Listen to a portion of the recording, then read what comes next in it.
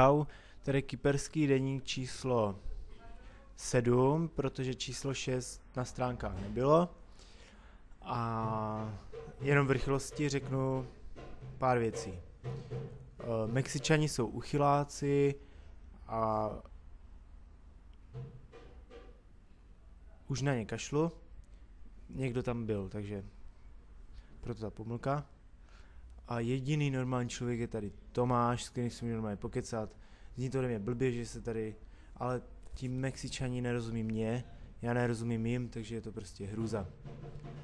A jinak jsou tady Poláci, Arabi a všechno možné pomíchané, no. Prostě mezinárodní. Jestli slyšíte z chodby ty bubny, tak to tady hraje celý den, jinak do 6 do rána to tady řve. První dny mi to nevadilo a teď už je to asi to štve. No každopádně, zítra začínám až ve 3, tak se jdem s Tomášem vítat, každý máme slivovicu, takže se jdem uvítat, kašlem na Mexičany a jdem se vítat. Jinak, včera jsem otevřel kufřík. Už jsem to možná psal na stránky, ale včera jsem otevřel kufřík, protože už jsem ho potřeboval otevřít. Asi. Myslel jsem, že ta doba nastane později, ale nastala.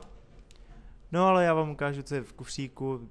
Není to zase tady taková hrůza, ale včera jsem měl prostě takovou menší krizi, dneska už je to lepší. Takže vám ukážu, co bylo v kufříku. Jinak, možná si říkáte, proč mám na sobě deku.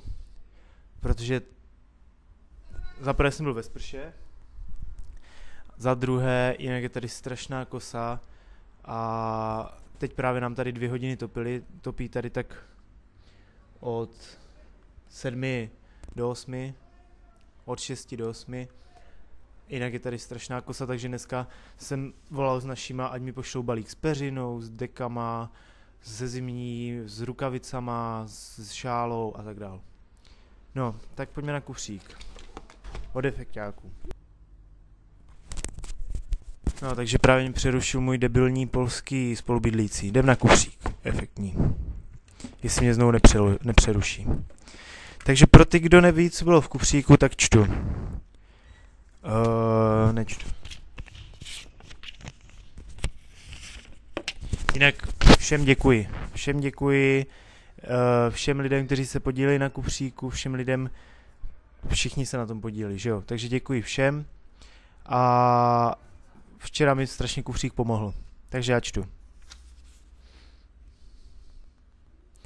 Za prvé, přesýpací hodiny. Když 36 000krát a 892krát otočíš hodiny, tak pojedeš domů. Hodiny mám tady, takže otáčím tak po 3, takže asi mě uvidíte tak v roce 2017, než to pootáčím. Jsou super hodiny. Kdyby si to tak i tak nemohl vydržet, zapal si jedno cigárko, ale já si ho nezapálím, protože nekouřím. Číslo 3.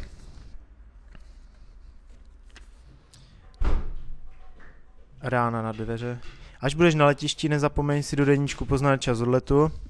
No, do deníčku si budu spíš zapisovat věci, které jsem ztratil. Už jsem ztratil sako, jedinou mou teplou věc. Takže doufám, že balík s teplým oblečením dojde co nejdřív.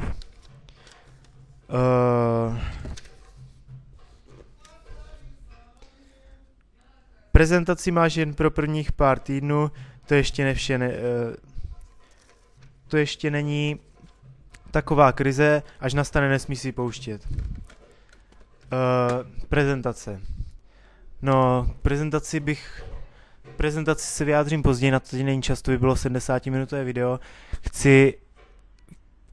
Prezentaci budu mluvit později.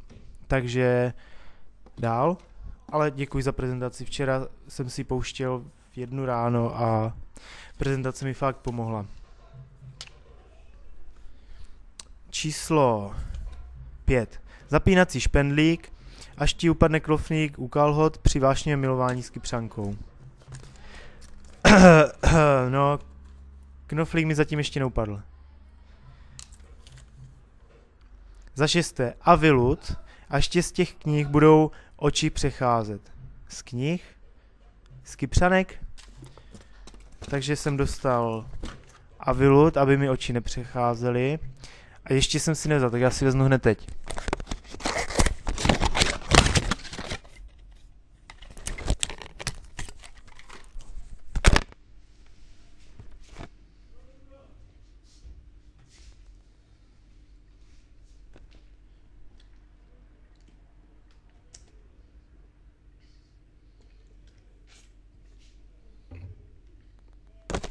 Já ještě mám vitamíny od mamky, tak si musím vzít taky.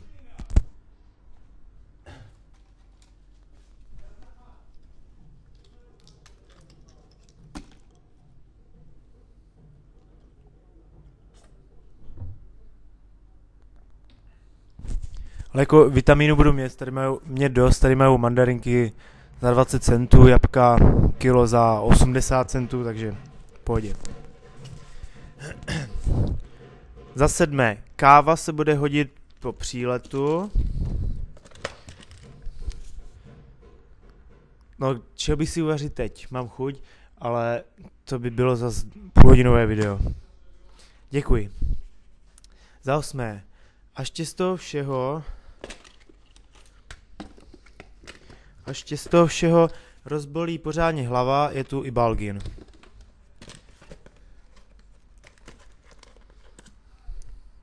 A Paralen, myslím. A Matýsku, toto příruční zavazadlo obsahuje jen ty nejdůležitější věci.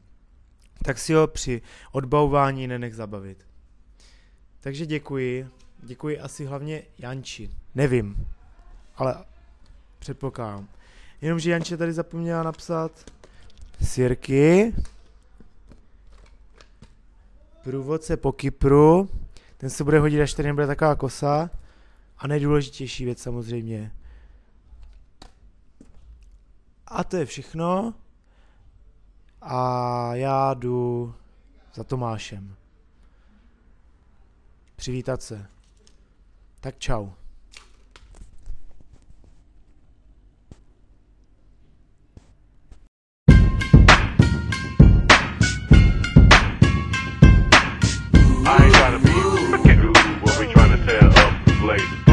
Hey Timbo, yeah.